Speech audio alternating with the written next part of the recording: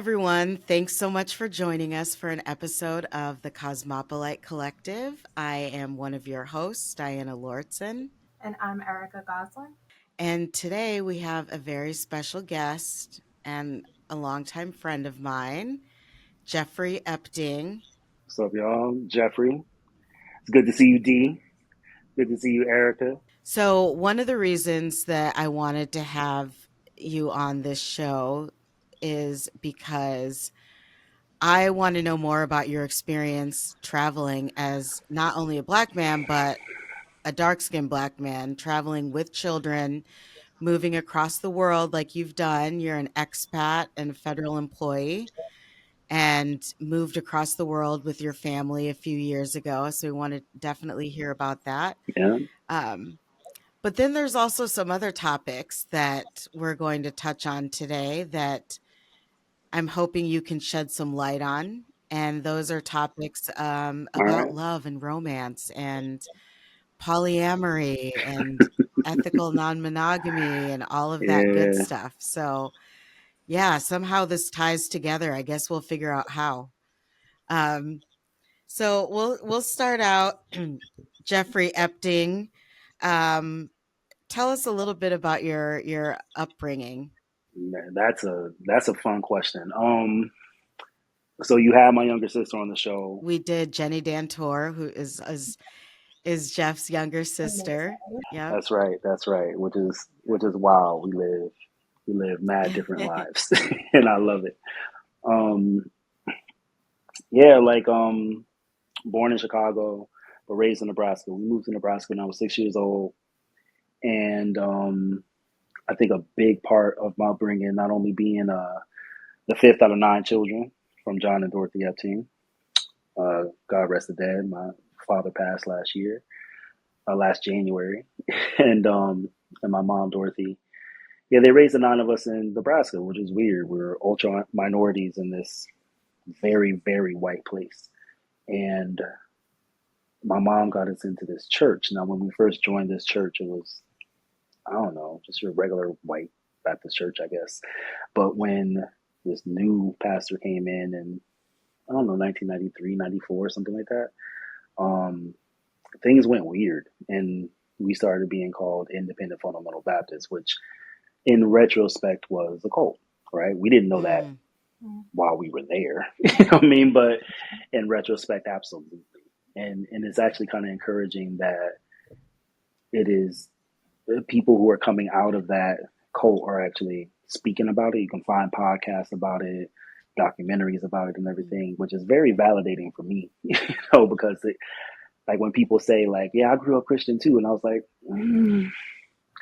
"I'm sure you did," but that the type of upbringing I had was it was pretty intense, and I was a boy, so I was not receiving the harshest yeah. end of it. Like how misogyny, sexism, the patriarchy. It doesn't help men either, but it certainly hurts women more. Like we, as men, are the privileged inside of that construct, and I knew that then. And I was young, kind of understanding lightweight that things were not the same. Hmm. you know. So yeah, that's a big part of what made me into who I am today. Like who is a person who's like reasonably well versed in the Bible, but doesn't quite, well, definitely does not have the same Hmm. faith at all. So I can speak to these things. Like I just recently saw Book of Clarence. Y'all see that movie yet? Yeah. Man, it's a good movie. Lakeith Stanfield stars in it, and he plays like another Black Messiah because Jesus is the Messiah at the time, a Black Messiah. It's like it's a biblical set movie. There's elements of surrealism to it. It's really good. But as a person who like knows the Bible pretty well, like I'm really into this. Like I'm into like how they're telling this story, and I find it kind of fun that I'm able to do that without like taking it to heart like I once did. Yeah. So, yeah, I mean that's really important. And then moved on from my small town in western Nebraska to Omaha, Nebraska, where I met Hmm. you, D. Um, Became a Sigma and was wilding out, having a great time. The president of my chapter for a while. I was what they call a super sigma. I was doing a lot. Did a lot in the community too. Like I was really proud of the work that I did there. Just had a blast in college, and my faith developed in a way. Like I remember you coming to church with Hmm. me one time, and I remember you be like, "Okay," like after you Well, left, it was like just so different from other churches it that was so different. well, and I think I was also just really surprised that that was the church that you went to because it just did Yeah, not What kind of yeah, church was it was it just did not match kind of. I always think of Jeff as like this neo soul type, you know, black is beautiful, like very philosophical, kind of enlightened person. And that church was all white. The music was not even like music that would you would think, that would really attract. Well, I was surprised. I just have to say it didn't align with what I thought of Jeff. yes. It is. It's like a culture shock within itself, right? Like knowing who I am. Like I've been pro black for as long as I could remember. Like even when I, one of my friends that I've had since elementary school was telling me I was standing in line at the cafeteria in second grade, talking wild about black people versus white people and so on and so forth. Clearly, in the second grade, I didn't understand anything, but but it was always there, and that further developed throughout middle and high school. Me drawing like tracing Africa on all of my textbooks and spitting to people about the black history that I learned Hmm. elsewhere. People making fun of me for that, but also kind of secretly like giving me props for it. It was a very weird upbringing.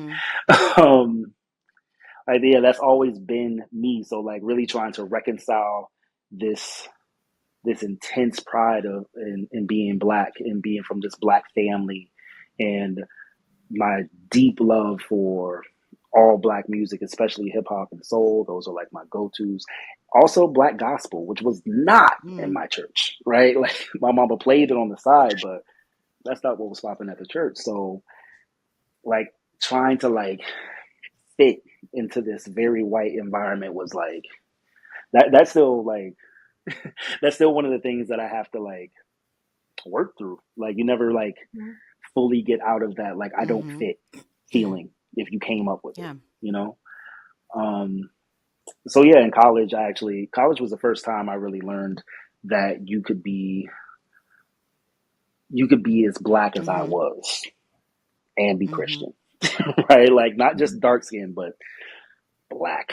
Like you could be as black as I was and Christian. Like it gave me a like in a real way, not like at my grandmother's churches, which I only visited in Chicago. Like I was like in this environment, and I got to see that I could do this differently, and that was really good for me, and it helped me on my journey to where I am now, which is like far removed from all things church.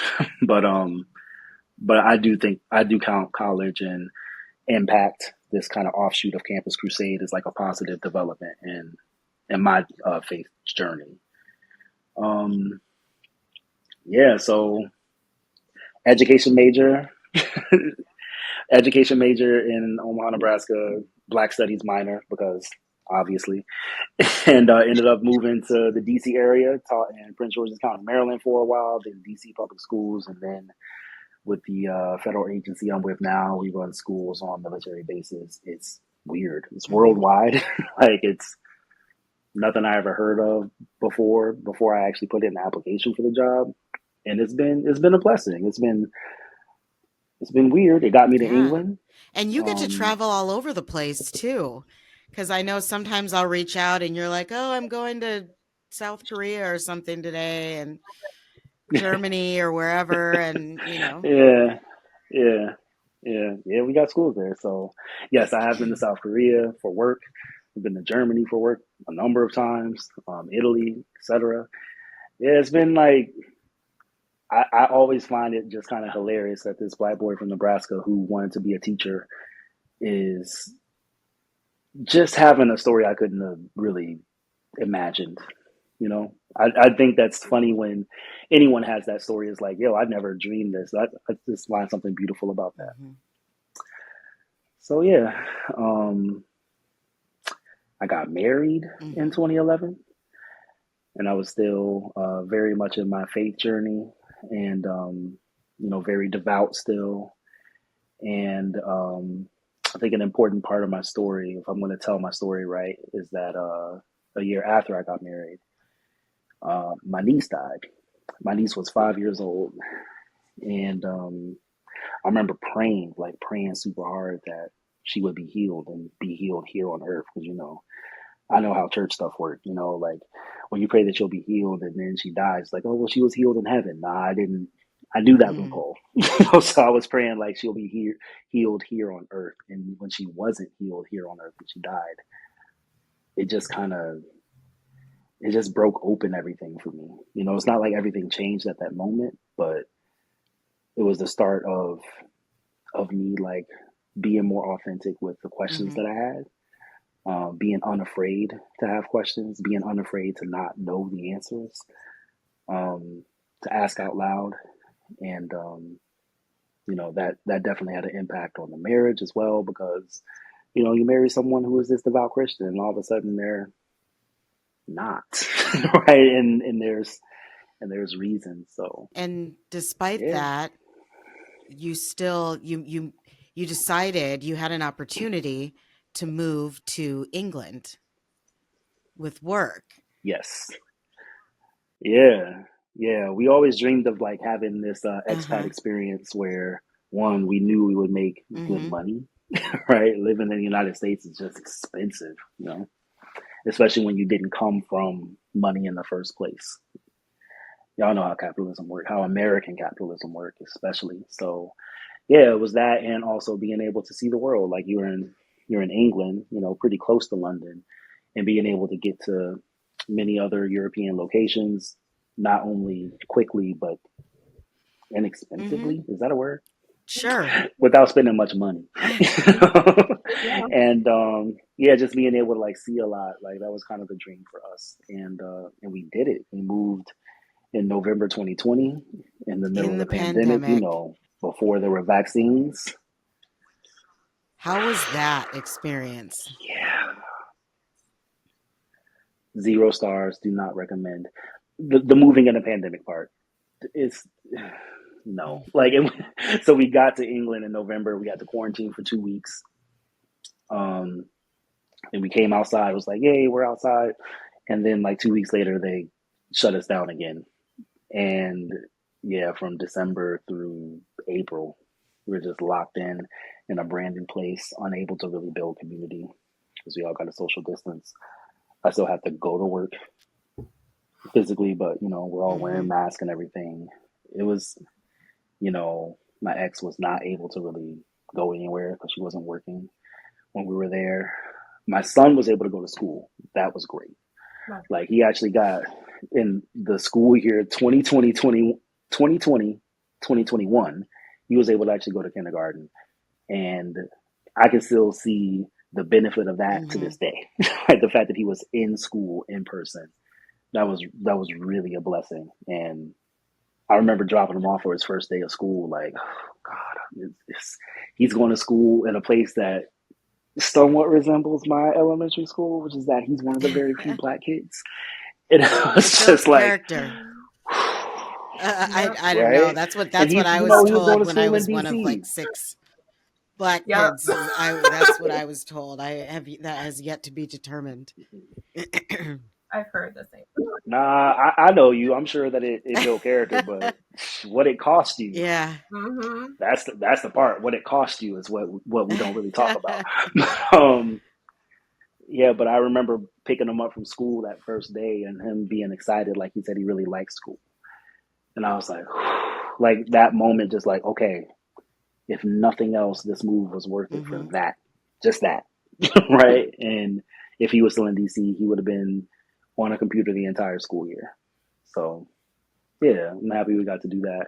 But man, we were just holed up alone in a big, beautiful house. But nowhere to go, nothing to do. So you moved during the pandemic with your wife and your young children, and Yeah. to a new country, to a new job, Hmm. and Yeah. you started out married and you ended up not married. Mm. Can you tell us a little That's true. about what that was, what moving to another country, what that was like for your marriage? Um, just And during the mhm, pandemic, like I know it's like a thing that happened to a lot of families and couples. Yeah. Yeah, the pandemic had a big impact on many, many relationships. And I think when we were still in DC lockdown, there were definitely parts of it that the pandemic helped us slow down, and it actually helped a little bit. 'Cause, we had issues. mhm, I'm sure that's no surprise. And the pandemic helped in some ways, just kind of locking in, slowing down a bit, and just not mhm, enough. So as we were, considering this big move, we both do well here in DC. Like she does even better. And for us to, take this risk, it was a lot. But I remember saying like I would rather move and that move break us than stay and nothing ever mhm, change. So it was a real risk for me, like considering what I was, you know, dealing with in the marriage and, desperately wanting mhm, things to change. And, you know, hoping that the change would bring us closer together, help us with our communication, help us with, all the things that we're dealing with. And that's, long story short, that's just not what happened. And the move definitely played a part in that because it changed the dynamic of our relationship of, two mhm. earners, to me being just the one, and how weird that was. That's never anything that I aspired to be, was like the sole breadwinner or anything. I don't have that kind of a man supposed to do whatever thing. Like I don't really subscribe to that anymore. Um, so yeah, that was not. It wasn't what I was going for, and I think it's something that she envisioned would be more fun than it actually was. But there was a pandemic too. Um, yeah, and I think you can kind of tell that I'm kind of tiptoeing around some things, right? Because I don't want to get too deep into that Yeah. story. But suffice it to say that it didn't work. And the most traumatic thing that happened was when we were visiting DC in July of 21. We just came back. We really wanted to see our families. We were missing people. Um, it was a hard school year. So at the end of the school year, we came back to the States, visited people, and we had a big fight at some point. And I ended up flying back to England alone. I moved with my family, but I went back to England that summer by myself, and I spent the next year by myself. And that was not my choice. That was not what I wanted. It was forced upon me, and I still have never gone through anything that Mhm. bad. It was tough. It was really tough, and um, Yeah, how was that living abroad without it? Because I feel like Yeah. when you move over with your whole family, the contrast of then coming back to the same place and then being gone has got to be just, And still in the middle of the yeah. pandemic.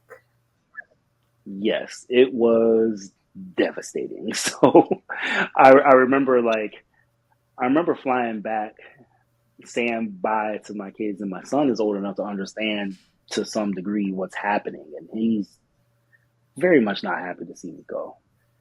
And having to like drive away from him was like really hard. And I was thinking as I was headed back to the airport, back to England, is that I have to quarantine when I get back.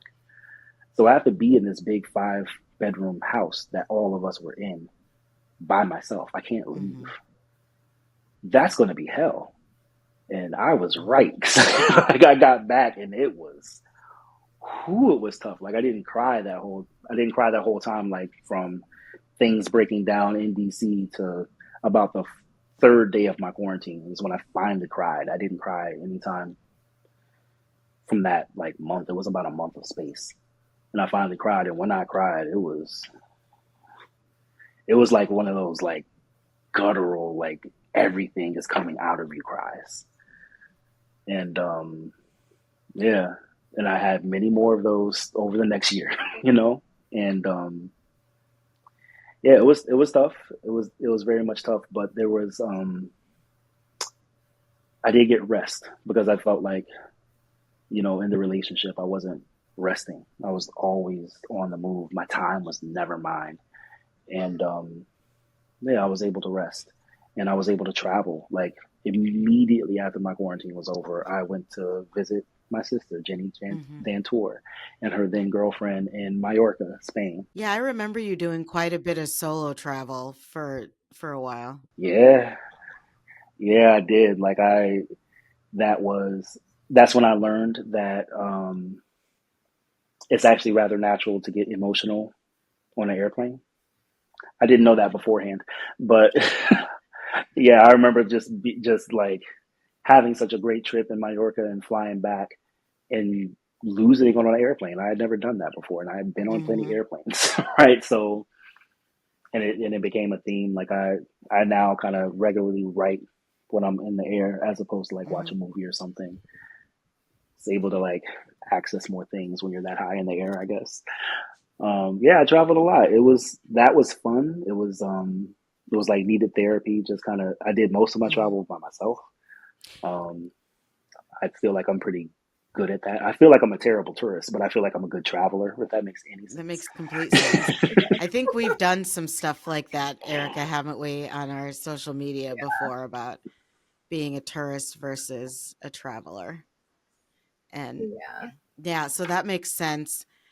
I'm curious though, what is it like, especially in Europe, traveling as a dark-skinned black man just solo around? And I ask this because I've had conversations with other friends of mine, male friends of mine, and sometimes the stories are just quite entertaining.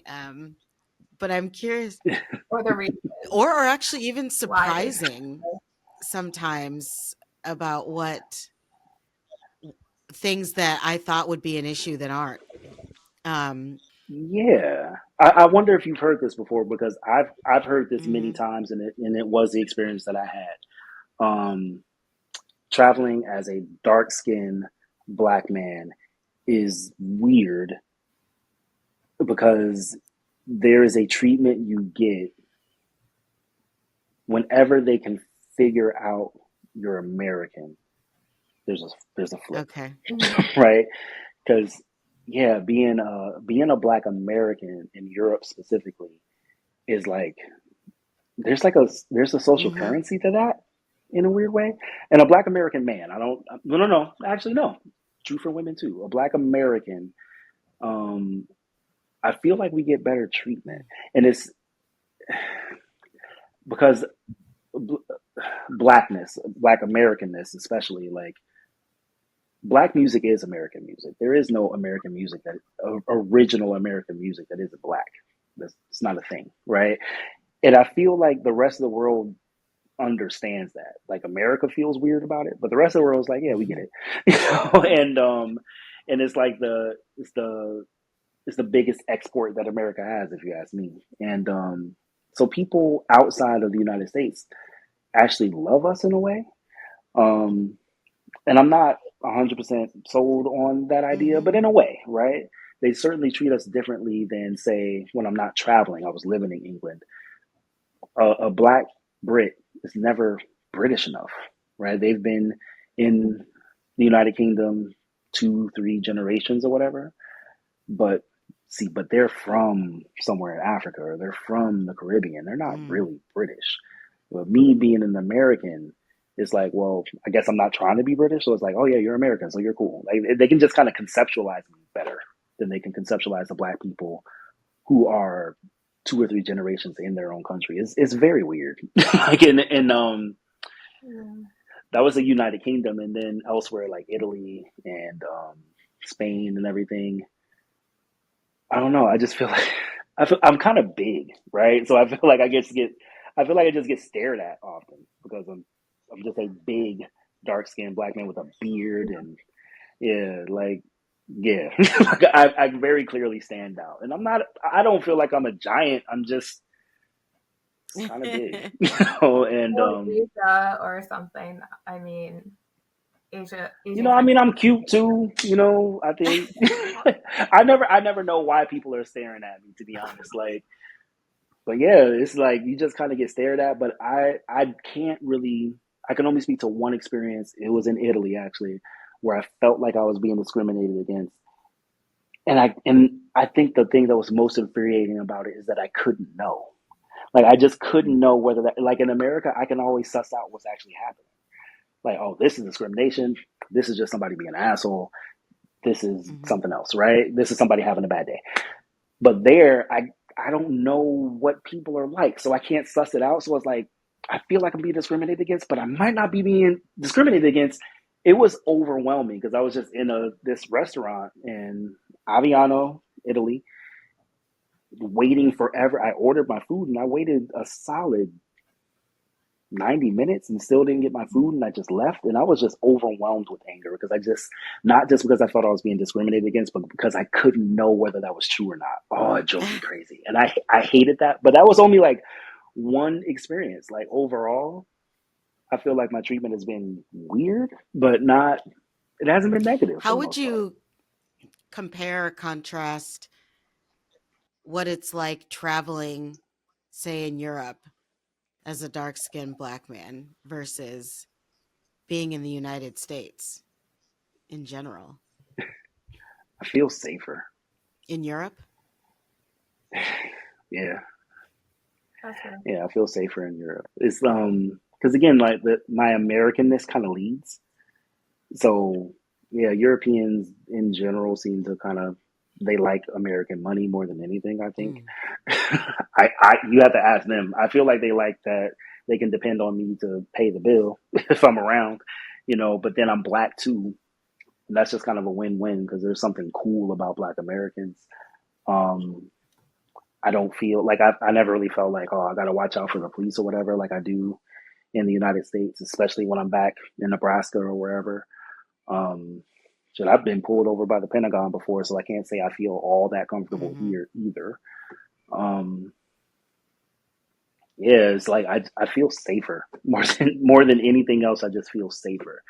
I actually the kids came back to the United Kingdom the summer before I left, so they actually moved back to the United States with me the summer of 22, and I took them on a train to Hmm. Paris. And you know, from London to Paris, we took a train. And once we got off that train, we took Paris's subway, or whatever their public transportation train is. And it was fine. Like it's, I feel pretty confident riding New York's subway, DC's metro, but even in Paris, where I don't speak the language, I was like, and my kids felt the same way. Like they didn't look at this as like, oh my god, they were just like, cool, you know, like Starting them young. yeah, Mm-hmm. oh, absolutely. We are a public transportation household over here. Mhm. You know, we believe in it. But yeah, I just feel safer overall, and I can't think of anything else that really since I like going to see a new place is always like that's Yeah. its own thing, right? You see a new place, it's like oh wow, look at this place, and the architecture here looks different, and oh the food is different, and all that like everybody else, and then I feel safer, and then I also feel like people are staring at me, and I don't know why, but I don't feel like any of them want to hurt me either. And that feels pretty great. I don't feel like I encounter the same issues abroad as I do in the US. Mm-hmm. Um, I Ooh, feel you know a fun safer. one? You know a fun one? You know a fun one? This is a good one for me. Do you ever feel like here in the United States that the well-meaning white people like really chat you up because they're trying to prove to you like they want you to give them some absolution or something or just prove to you that they're one of the good guys or whatever. Do you no, ever I've get that never in the United States? experienced that. I experience it all the Oh. time. It's annoying, especially since I work in DEI and everything. Like, oh my Mm-hmm. god, I get that all the time. And when I talk to Americans overseas, yeah, I get it. But like when I talk to Europeans, I just don't get that. No one's looking for me to absolve them of their ancestors' sins. Ah, it feels great. It's no, I've Like, For me, really feels great. I think it might be like validation. Like they want to get your validation or your approval that, Yes, you know what I they mean? do. And I'm like, I just want to eat some pasta. or not only that, Like, it's I didn't come here because for I've this. had one person in particular. I won't say the name because Erica, you actually know this person, but Okay. um, wanted to make such a point that he was an ally in the workplace. And so it was like every time that I would talk, like have a meeting or something with him, he would bring up like Cardi B or Lizzo or, like whoever he thought was the in kind of person at the time and would always want me to know how hip to whatever was going on in Cardi B's relationship, and all of this stuff. And I'm just like, oh, okay. Like, I just want to, I'm just here so I don't get fined. Like, it's like we didn't come here for this. We just want to do our job. You right. know? Like, we get it. We get it. Yeah, and I think that's one of the being in being in Europe, being in Africa, because I did actually get a chance to go to Ghana, which was my favorite trip ever. Oh my God, it was so amazing. Um, yeah, being in those places, I didn't feel the weight of being a Black American. I just was able to feel the Mhm. dopeness of it without having a ton of us around, which is the part that I really did not like. I love having more Black Americans around me. That makes me feel better. Even when we're trifling, I love us a lot. So when we're not around, it's like this feels weird. But the weight of being a Black American and the expectations that people have of you, whether they're positive ones, like oh you're so articulate and kind of having that feeling of like, oh, are they saying I'm articulate because I'm Black, or do they realize how dope I actually am? It's definitely a common work theme for me. It's like, oh wow, that was really articulate. I was like, yeah, I know, I'm really dope. Yeah, is that articulate for a Black man? Yeah, Or is like it let just everybody know. articulate? Because I know I'm more articulate than all of you here. I know that. I wonder if you know that. You know. Oh So my goodness. It it's just brought yeah. back I think bad those are the big memories of you differences. talk too white Yeah, same. from when I was younger because I just would read books all the time. And then when I would talk, I would be talking too white or too proper. And I used to always think like, so Black people can't Mhm. talk. Like this is the only Yeah, way I it know how was to do just Proper. very, it was, I've reflected on it quite a bit as I've gotten older, but definitely what I thought when it was happening versus years of reflection. I'm it. Hmm. still Mm-hmm. largely in the same place in some of the areas, but to be honest, I'm also, I've had time to kind of think about it. And I will say that for some people, like the person at work that wanted me to know what an ally he was, I guess the bottom line is that at least they're trying to make an effort. They're aware of Hmm. it and they're trying Yeah. to make an effort. They might not know how and it might not be perfect, but at least there's some effort there. And I can appreciate that. Yep. I think that again, one of the just to bring it back to the travel and being in Europe part, like it's just one of the things you don't really have to deal with, and it's nice to not have to deal with that because that is complex, right? Like you do have a well-meaning person that wants you to know, like, hey, I'm trying and all the Hmm. things, and it's like, I hear you, but you don't realize how much work you're making me do right now, right? Like, and I also don't feel like explaining it to you because that is work too. Like, and I also don't want to burst your bubble because you mean so well, and I'm like, you're making me work. Like, you're making me validate you. I just want to do my job, So it's interesting, and I really credit this to growing up in Nebraska. Actually, this idea that well-meaning people, white people, other people as well, can actually be racist and not really know. Um, my sister and I were actually talking about how there are people who genuinely love us, like Mhm. genuinely, like this is not a game. They love us and they're racist. And it's kind of a it's mind boggling to a lot of people, but for us, like we get it. Like we kind of get it. It's not for me because when I look at coming from a multiracial family, and I can see how it's the same way when you have that argument of I'm not racist, I have a black niece or something like that, and people Yeah. are like, "Ah, that's It's pretty like, yeah, flimsy, right?" But I okay. have family members who feel like that and are very blatantly racist, but they feel like because Hmm. I am their niece or whatever that they must not be able to be because they like me or love me or care Right. about me. Yeah.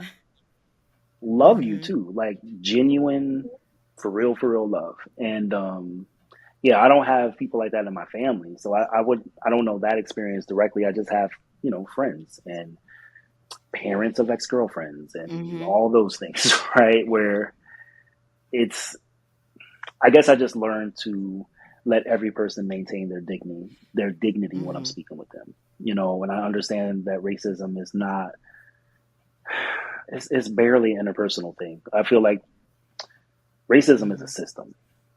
Bigotry is an interpersonal thing. Like I can be an asshole to you based on your race, but that's just bigotry. If there's a system on top of that bigotry that disadvantages someone, well, now it's racism, right? So being able to understand that, like, allows me to see people as, I don't want to say the word good, but Mhm. valuable and worthy of being respected, no matter where they're coming from. So the most diehard Trump supporter who is wilding to me, I'm their opponent. I'm going to fight them. I'm going to fight them hard, but I don't hate them. I don't even see them as my enemy. They're just my opponent. That's all. You can come over to this side, right? Until you do, I plan on beating you to a pulp, figuratively speaking. But yeah, I really credit that to growing up in Nebraska. Like Yeah. I got a in depth um, crash course on humanity there and just how complex we all are, and that all of us are valuable in a way. I don't have to like you, but I can still treat you with respect. Yeah. It's about coexisting and just accepting people for who they are. Hmm. And I really want to hear about the Ghana trip. So you said it's the best trip you ever had. But before we go into that, since we're still kind of on the Europe thing, I want to know what was your favorite country to visit in Europe as a Black male? Ah, okay. Favorite country? Hmm. So I feel like I'm just going to give an unsatisfying answer because it just doesn't, like, my black maleness doesn't really color into it very much. I guess like it like it wasn't anything in that experience like, man, being black here is actually pretty cool. That was any different than any other European country, but I feel as though I enjoyed Mallorca, Mm. Spain the most. It was an island and I was chilling and I Yeah. love the water. Yeah. Like just let me be on the water at all times and I have not been to easy. Like it Mallorca. was really easy. I'm gonna have to add that to Yeah, the same. list. Jeff, it's about time for you to come on one It's of the so trips with chill. us too. You and I used to be travel Yeah. buddies, That's what I'm you saying. know? That's what I'm saying. You ain't been hipping me to the itinerary ahead of Sometimes time. I You know don't what I even mean? Just know. let me. I've been on a bender lately. Like literally, I've been in Alaska and Copenhagen and Montreal. I'm headed to Curacao in 2 weeks and I've been Okay, to killer. 4 countries already this year. Uh Bro, it's 2, January. What are you 3. saying? Well, it'll be 4 countries when I get to Curacao. But I was counting. I was like within the last year I've been to 10 countries. Hmm. So I've been That's and that's dope. not counting all of my Yeah. state to state travel. So it's been Yeah. I've been to 8. Oh yeah. It's kind of crazy, yeah. actually. Me and Diana, we were the travel Mhm. buddies back in We were college the times ones. because everyone else was Yep. talking about doing stuff. Me and Yeah. Diana did it. You know what I'm saying? Like, Road trips too. I heard you guys did a lot of that down there. Oh, your road trips? Oh, yeah, yeah. yeah. We And were this on is the road. Yeah. oh, no, no. We We were were at all on that though. K-State, we Everybody were was on a in road trip. Yeah, Arkansas. We were all over the place. Kansas City, St. Louis, yeah. East St. Louis. Yeah. Manhattan, Iowa. Kansas, We Ames, were all over the Iowa, place when it came to road trips in college. everywhere. That was Yeah. South Dakota for our step shows. Oh yeah. Mm-hmm. South I Dakota. know. Does Oh, that bring back some memories? It's, not, it's what a nothing like time! those college What a road time! trips. Um, Ooh wee. so Ooh wee. Quiet as a cat for like 5 minutes. Me and Diana did not get along. Notice I'm saying yeah, me and Diana a lot instead of Diana and I yeah, say what I no, it's say. all I do good. what I want. I'm a master. Anyway, me and Diana didn't get along for real. And then I don't know, like I remember kicking it at your house one time, and like we were just talking for hours, and I was just like, "Yo, I fucks with Yeah, you. I don't She know all right." how, and then I'm yeah, and saying? then Like we've been cool ever since. We went to we've been Obama's tight ever inauguration since. Like together. Stood outside. Remember that oh 8 hour cold? Ooh, that was something. But that experience that we have, and of Jamaica, yeah, we have a lot of fun memories.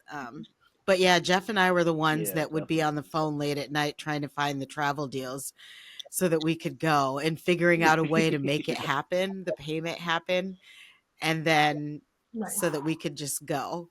And then being able to basically, Yeah, because at least we could go together, but it's like everyone else, it's like, really, we're going to go to Jamaica tomorrow? Why? You know, like, what are we? and we were like, Yeah, because because we Why found a not? really good deal and we're gonna go. So, um, yeah, it was good times being able to have that person that can just pick up and travel. And you're about overdue, so we definitely got to get I you am, I am. back in the game. Hey, listen, every other week, Okay, okay. I got the kids one week, and I don't the other. So, So so let's hear about Ghana. I want it because I know Ghana has been like the it country that everyone's been talking about for a while Hmm. now. About everyone has to go there, hmm and so of course I'm like jumping on the bandwagon and like I got to go there too. So tell me why it was the most amazing trip you've been on. yes, and I say that knowing that you know I have long kind of gotten over the Hmm. party scene, and just going out to clubs and everything. Although I'll do it, but it's not the thing that Hmm. motivates me, right? So I didn't go to Ghana like I'm trying to party, I'm trying to kick it all hours of the night, every night, bro. I'm in my 40s, you know what I mean? Like, You can still do it. You I want just to take got a to nap. schedule naps in. I just gotta Yeah. schedule some naps in. That's all, you know what I mean? So that's not exactly what I was going for, but I was definitely going to go out though. I was definitely going to kick it. I ended up kicking it really late at night. I remember one night not making it back to my hotel till 8 in the morning. Now, obviously, I slept the entire day after that. Had to What recover. were I'm in you my doing 40s. You until know what it eight in the is. morning? That's what I want to know. Kicking it. it With was just who? it was Who were just you going to kicking place it to with? place. Do you What remember? that's okay. So you remember Kirsten Of Delta from course. home. She has a homegirl, a sorority sister. I believe she went to American. She lives Oh, in okay. Ghana, and I knew she was there, but I wasn't like going to see her. But I was like, hopefully, we'll get to connect when I get there. And yeah, the second day I was there, we actually linked up. We got together about 4 Mm. in the afternoon. Went to oh my god, what is the name of the restaurant? Is it Banku? I want to say the name of the restaurant is Banku. It's I'm gonna share the Instagram link with you because I know I Okay. have it somewhere. Yeah. Best Ghanaian food. It was just, it was so good. It was so good. Yeah, and we went out to eat for dinner at 4 or something in the afternoon, and then from there, I'm not sure I fully remember. It was just a lot. It was just an adventure. So it was amazing. He doesn't know why, but he remembers that what he doesn't remember was amazing. Yeah. It was amazing. It was just like being out with the people and that's Hmm. just that night. I'm gonna get to the part that was like really really dope for me. Um, But yeah, that night was just so dope, like meeting all these people and everything. Um, a number of American expats, some Ghanaian folk, other Africans who were just in Ghana for whatever reason, just kicking Mhm. it, drinking, dancing a bit. It was just fun. And then like at around 6, we went to some diner and had breakfast, and then we finally got home or I something. It love was those kind of it nights. was so it Those was are the so best fun. nights. Mm-hmm. Yeah.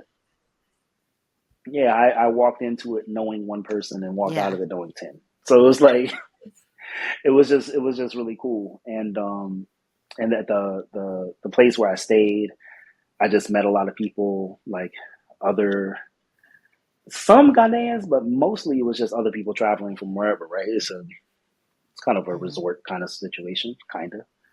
And me just being super brave, just walking up to attractive women like, Ooh. "Hey, what's up?" Which is I don't know if you've ever really known this about me, Diana. That's not what I No, do. I mean, because we've never been on that level. So I don't think I've never had you like try to give me a line before. I've been out, I think, when you've probably thrown some lines at some other females, but You probably have not seen me throw some lines, and that's the thing. Like, I don't approach like that. I am rather, that's rejection sensitivity is a real thing. Like if I'm in the situation and like we're already here and we're talking, I'm good. But it's the approach that's frightens me. So the fact that I was in Ghana approaching was like, look at me. The sun is shining different here. Um, it was just really beautiful. And what I thought was the best was, I'm sure you've heard of the door of no return. So I actually got to do that. And it was amazing. explain what that is for listeners who have not heard of it. Yeah, so the door of no return is at Elmina Castle in Slave Dungeons. And it's about 3 hours. It's about a 3 hour drive west of Accra. It's on the coast. Um, and it's essentially the last place that our ancestors were before they got on the boats and were shipped over to the Americas, the Caribbean, etc. And but the door itself, like, it's leading out of Elmina Castle off onto the shore for you to get onto the boats. And like, I'd never like Googled it to see what it looked like before I went. So when I went and actually got to see the door, it was really surprising. Like, I just didn't. I definitely envisioned something much different than what it actually was. And hearing the story about why it was what it was, it's Hmm. heartbreaking. And like learning, like, because you tour the whole place. There's a tour guide. She's telling us about all the history. The plaques kind of like, we'll always like, this is here so that we'll always remember, so that we never do it again, right? And I remember walking by a number of the dungeons and seeing like flowers and libations left and everything. And I remember asking the tour guide, like, who leaves these? And her saying, like, yeah, typically it's African Americans who come and leave these gifts. And that felt, I was the only African American on this tour. There were other black people, but they were like from London, they were from Ghana, they were from other places. I was the only one from America, right?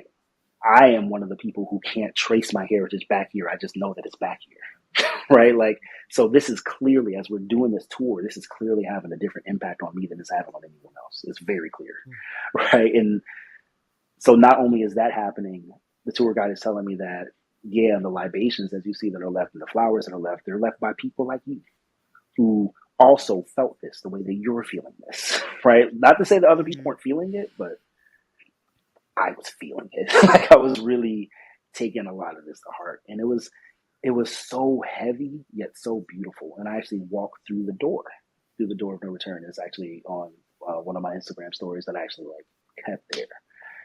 And yeah, it was heavy, and lightweight crying.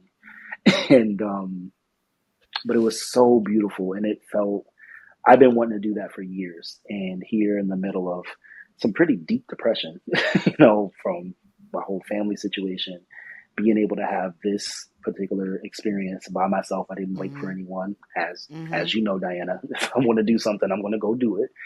And being able to do that even in such a hard time for me, that was really, really. important. And that was a very spiritual experience for me too. Like, especially coming from a very weird Christian background, there was nothing more spiritual than this. Going to Elmina Castle and going through the door of no return. Until maybe just a couple of hours later, when I made it to Anson Manso River. So this Anson Manso River and Slave Market, I barely heard of before I went to Ghana. Like someone kind of mentioned it offhand before I went, and I was like, cool, I guess I'll go there too. And I almost didn't go, but nah, let's go up there. I had someone who was someone else's Uber driver. She recommended him to me, and he drove me out there, which was very helpful. So after Elmina Castle, we had lunch, and then we drove up there. We showed up at Anson Manso River close to the time that they were going to close. So the tour guide there, I'll never forget him. His name was Kofi. God bless that man. He decided to take us on, and he gave us kind of an abbreviated version of the tour of the place. And you have to take off your shoes before you go to the gate, before you walk to the river. So you take off your shoes, and as you're walking, he's starting the rituals already, right? And I'm not going to explain the rituals to you because I just highly recommend everyone just go do it. Like it's, and you get to the river and there's more rituals and there's very explicit, we are connecting with the ancestors here, and your ancestors are here. They want to take this from you because he could see that I had something on me, right? He could see it. And he's like, the ancestors are here. They want to take that for you. They want that. And I did. I connected, and like through the different rituals and everything, that to this day is the most spiritual experience I ever had. And it was so beautiful. And I was just like, every time I think of it, I get the feels all over again. It was so good. And just riding back in silence, because like it's a good 2.5 hour drive back to Accra. You just roll back in silence, like, oh my God. It was so good. And I won't say that it was life changing. I feel like that's the wrong word for it, but it was life affirming in a way that I had never really profound impact. I never experienced that level of affirmation before, I don't think. like on a cultural connective sense. Like it was very confirming. Like I felt like I can't trace my roots back to this continent, but I felt like I really did successfully connect back to this continent. And that was super beautiful. Sounds so powerful. I want to experience that. I feel jealous right now. It was amazing. God bless you, Kofi, if you ever see this.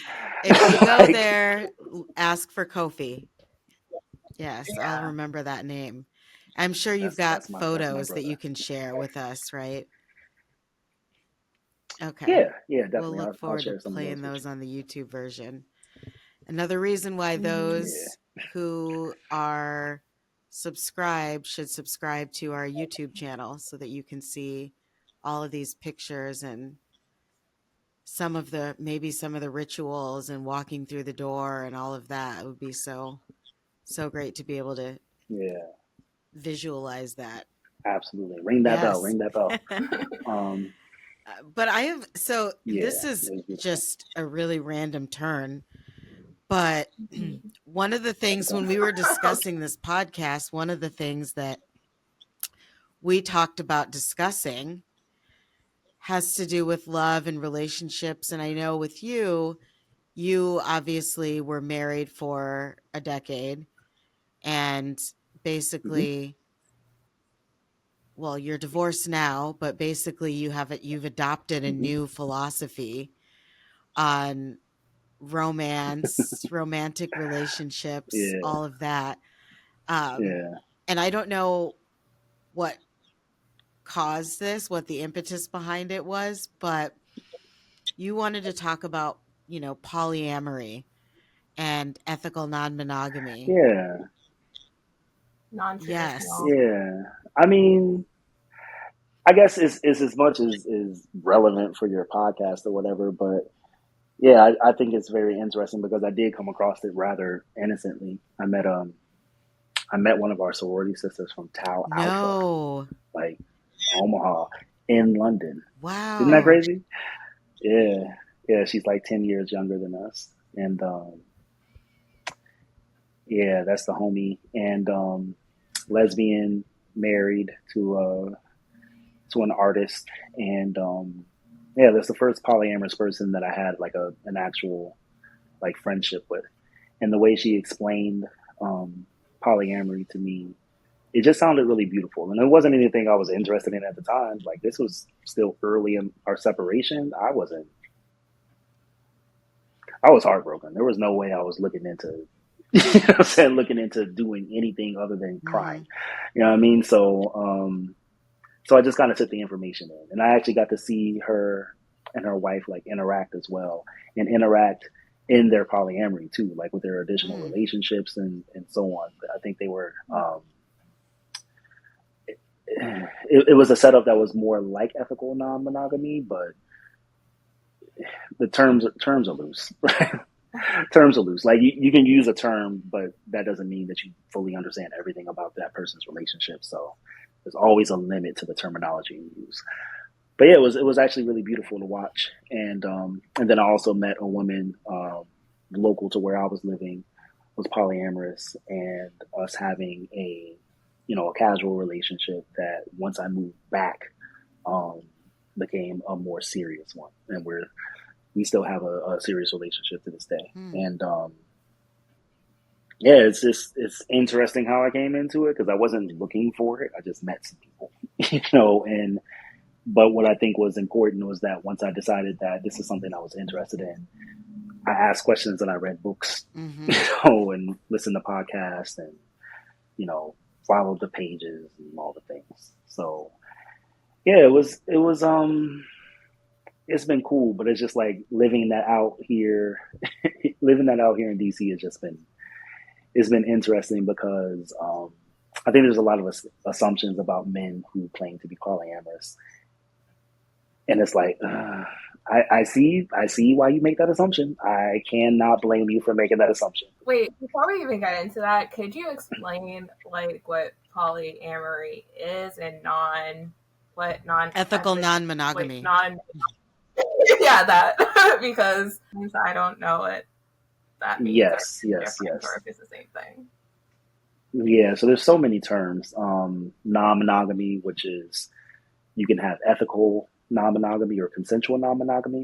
I can't really tell you the difference between the two. Some people just prefer one term over the other. I don't know that there's an actual difference. But there's just multiple versions of non-monogamy. Polyamory is considered its own for some reason. I don't fully understand that either. But all it means is that you can have more than one romantic relationship. Like, if I'm going to just oversimplify that, right? Like, you can Yeah. have more than one romantic relationship. You have some people who are hierarchical polyamorous, which means they have a primary relationship and then they have additional relationships that can be serious, but there's still one that's primary. And then there's some who have primary relationships and their other relationships are far more casual.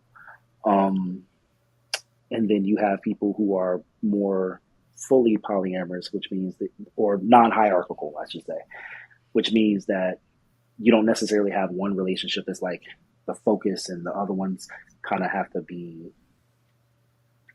considerate of that one. They all kind of take their own weight Mhm. of however those relationships develop. And And are open relationships like in that yeah, category as well? yeah, open relationships can range from everything I just said to hall passes to yeah, monogamish can also be somewhat of an open relationship. Yeah, there's just many different ways that this can play out. Um, what's another? Oh, there's relationship anarchy, which just kind of it really just breaks down that relationships are supposed to be a certain way. It's just like nope, none of it. Right? Like whatever our relationship is what our relationship is. And one thing I saw from that anarchy space is like the relationship smorgasbord, and it's like shout out to the homie in London who showed me that, and it's like what are the things you're trying to fill and who might fill that need in a way that's like respectful because you're not using people, but like if you're looking for like a secure base. Shout out to what's her name, Jessica Fern, who wrote Polysecure. Highly recommend. You're looking for someone to be like a secure base for you. That can be one relationship. You're looking for someone to be kind of the who shares hobbies and there's like a deep connection around the shared hobby or shared interest or whatever. That could be another relationship. And there's just so many ways to play that out. There's kitchen table polyamory, which means that everyone is all together at the kitchen table. We're all in a relationship together, right? As opposed to, there's just so many different ways. That's very eye-opening for me. I know. I feel like I need to read some books or something. I know, me too. Like, I need to. Yeah. Listen, I'm a slow reader, so I can't tell you that I've read all the books, but I have read two that I would recommend, which is Polysecure and oh come on, Open Deeply. I can't remember the name of the author of that book at the top of my head right now, but Open Deeply and Polysecure are good ones. People always talk about The Ethical Slut. I have not read that yet, but it's like one of the go-tos.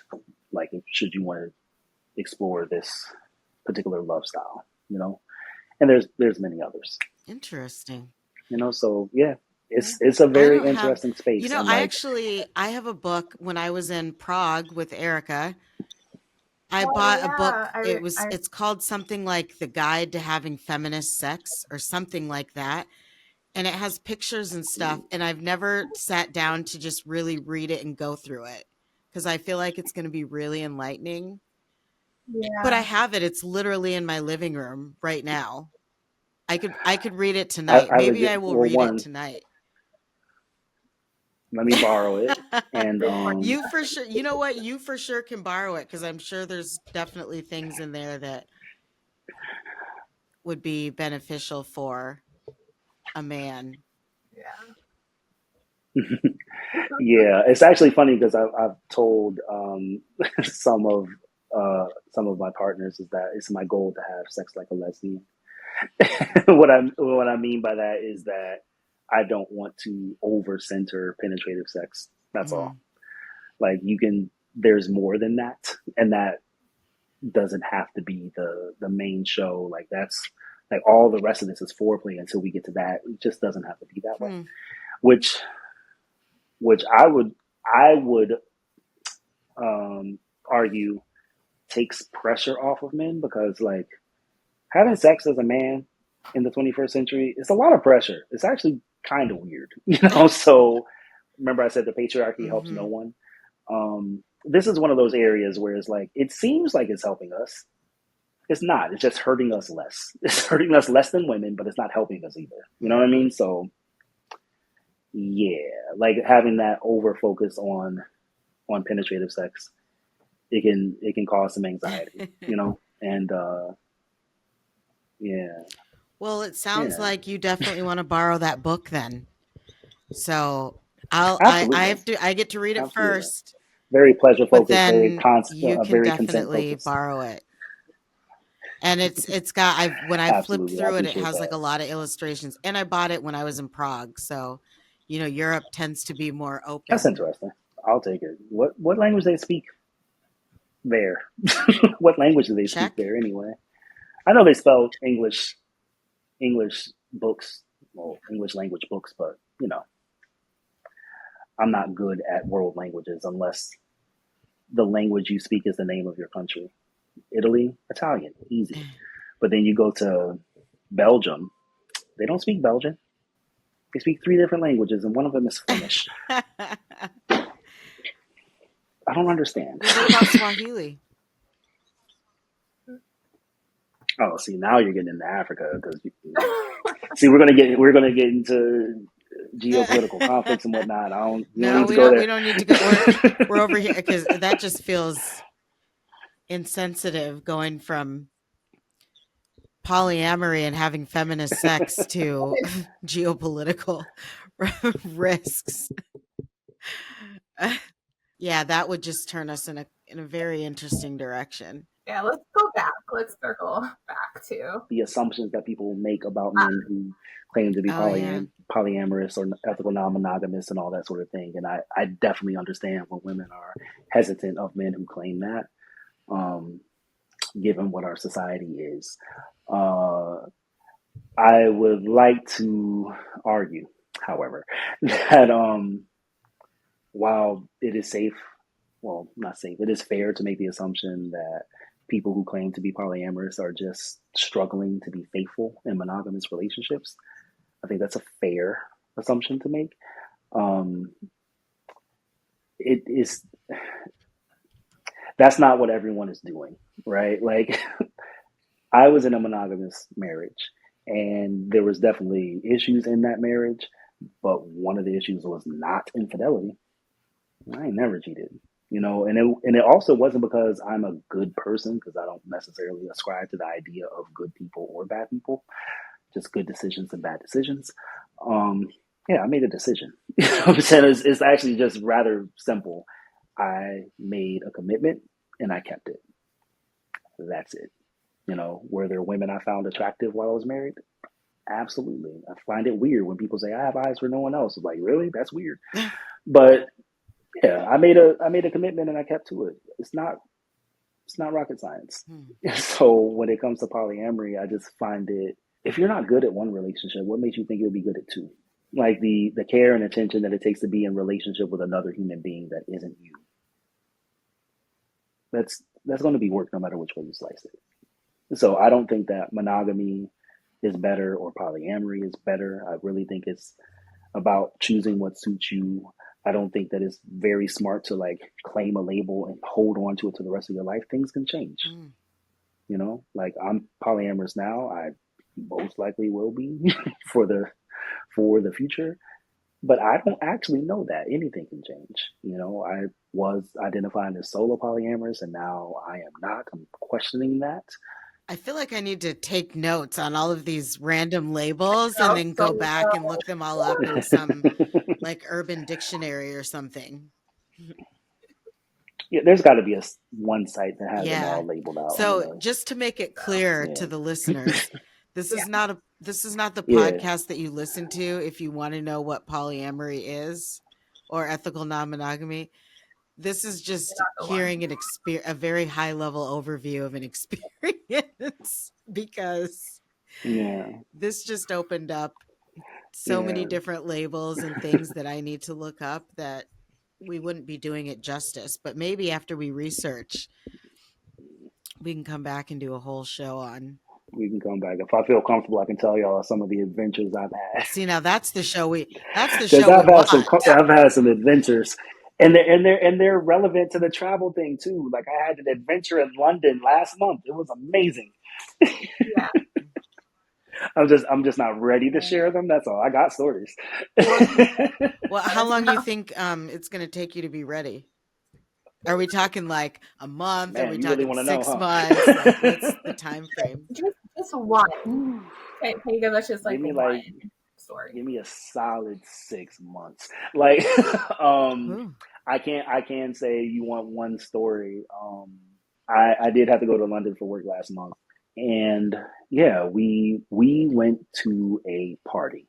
The name of this party is hedonism. And Ooh. it's put on by a group called Killing Kittens. Don't fully Hmm. understand the name, but that's the name of the group who puts it on. And yeah, we went to that party and we had fun. Is that one of those parties where like and every room is like something else? Like there's something for voyeurs in one room and something for was it like a sex party that we're talking about? Or was this like just like a themed party where it was people got to just wear less clothing because it was hedonism? it was a very sex positive party. I'll Okay. say that much. You can Google it. It was a very sex positive party, Okay. and for the first part of the party, you have to actually wear mask, like Hmm. just eye mask. Um, kind of add to the what's the word I'm looking for, mystique.